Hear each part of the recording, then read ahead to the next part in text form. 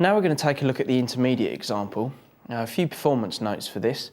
We're going to be using alternate picking, palm muting and accenting, which we looked at in the examples earlier in this DVD. So let me just play the opening riff and then we'll break that down. So here we go.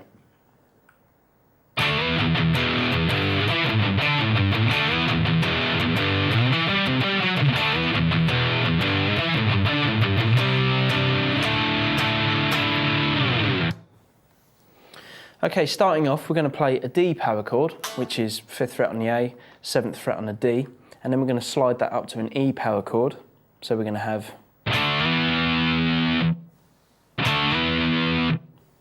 Then we're going to go to the E power chord, which is open E and 2nd fret on the A, and we're going to play 2 palm muted downstrokes and then an open chord. So we're going to have this.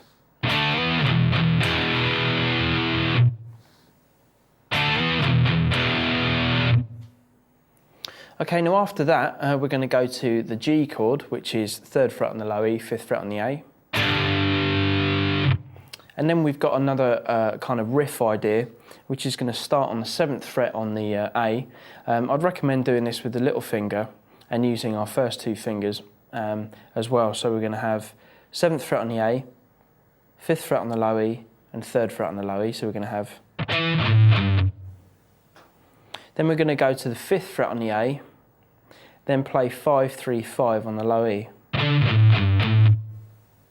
Okay, so let me just play the G and then that riff afterwards. And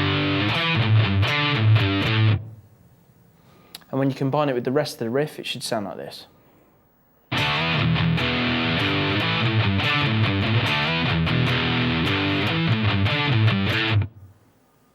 Okay, now we're going to look at the second part of the riff, and it's going to look like this.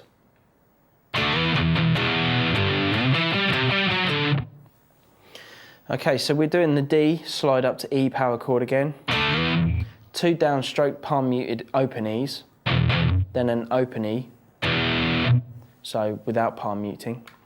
Then we're going to go to the G, then slide up to the 8th fret on the low E. Then we're going to play 7th fret on the A, 10th fret on the A. Then we're going to play the 8th fret on the low E. Then we're going to play 10, 9 on the A. Then finish up on 10 on the low E. So we've got this.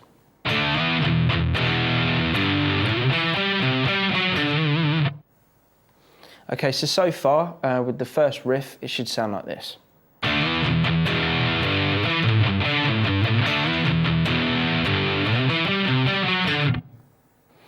Okay, now for the next part, we're just going to play the same riff as what we started with, so we're going to have this. Then to finish off this first riff, we're going to go up and we're going to play a chord starting on the 8th fret on the low E, then the 10th fret on the A, and then we're going to play the 12th fret on the D, so it's going to be a 9th power chord. So that's going to be a C. So we're going to play that twice with 2 downstrokes. Then we're going to move that whole shape up 2 frets. So we're now going to be playing a D chord. And we're going to be playing 10 on the low E, 12 on the A, and then 14 on the D. And we're going to play that 3 times. Okay, so all of those examples back to back should sound like this.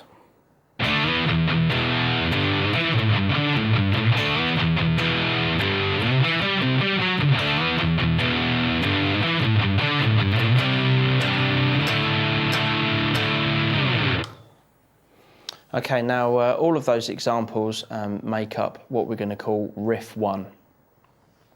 Okay, now we're going to look at the second riff. Here it is.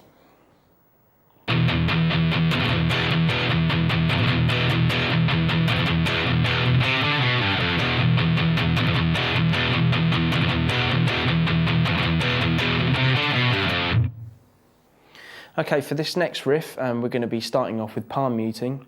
And we're going to be playing an E minor power chord, and we're going to have 5 palm muted downstrokes in a row. So we're going to have,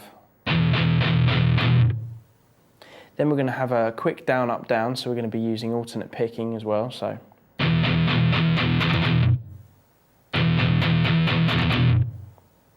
Then we're going to have accent, palm muted chord, accent.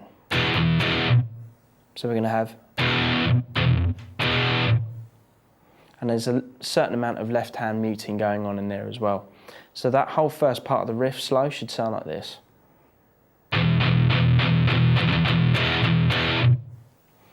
Okay, now that's the first time round, and then we're going to repeat the alternate picking and accents after that. So after that it's going to sound like this.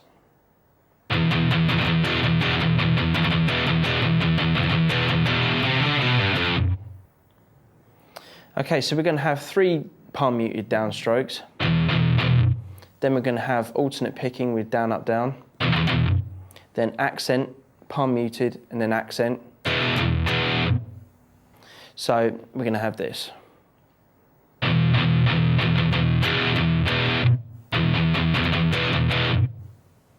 Okay, so when you join that onto the first time, what will happen is that second part of the riff that I just played will get repeated another 2 times. Then at the end, we're going to have a riff which is going to go like this. And that's going to start on the 3rd fret on the A, and then 5th fret on the A, 2nd fret on the A, so we're going to have, then 3rd fret on the low E, and then the 1st fret on the low E. So a really slow tempo, just so you can really hear what's going on, it should sound like this.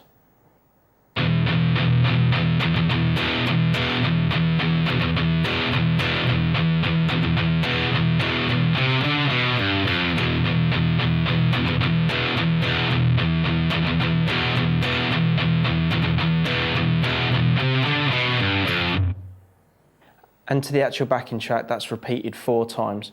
So let me just play it a little bit quicker so it just sounds more like the performance.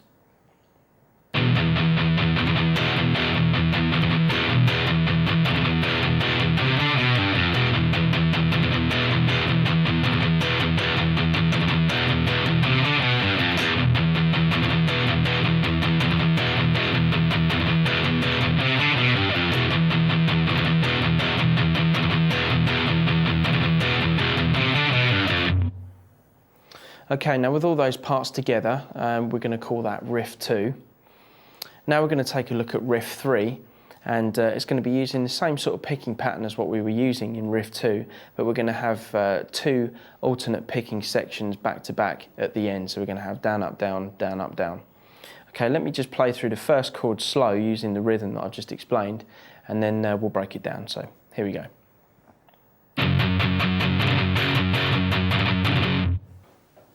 Okay, so what we're doing there is we're doing 5 palm muted downstrokes on the F sharp chord that we're playing. So that's 2nd fret on the low E, 4th fret on the A. So 1, 2, 3, 4, 5. Then we've got a down, up, down, accent, palm mute, accent. Then we've got 2 more palm muted F sharps. Then we've got down, up, down, down, up, down. Okay, so let me just play that real slow again, just so you can keep that explanation in your head while watching. So here we go.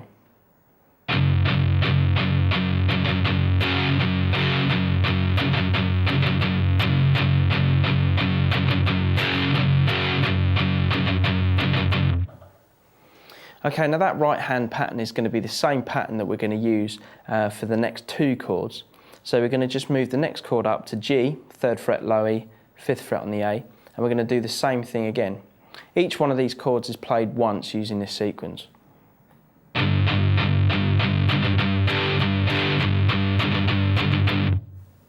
Okay, so when we play the F sharp chord and the G chord back to back, it should sound like this.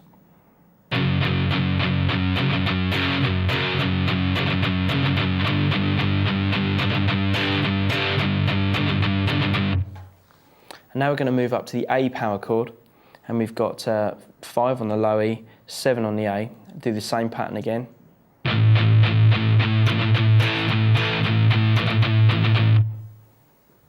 Okay, the next chord we're going to play is a B9 chord, and we're going to play 8 on the low E, 10 on the A, and then 12 on the D.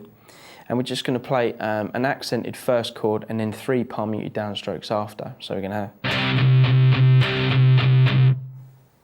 Okay, and then we're going to move that up and we're going to do the same thing again. So we're playing a D9 power chord this time. So those two chords again, a little bit quicker.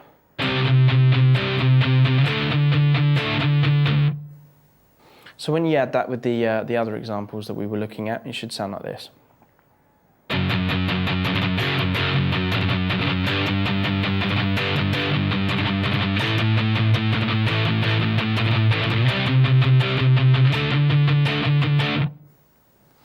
Okay, now that whole section will be known as riff 3. Now, directly after riff 3, we're going to go back to riff 1 again, and we're going to repeat the whole sequence again with riff 1, riff 2, then riff 3, and then we're going to finish up on E.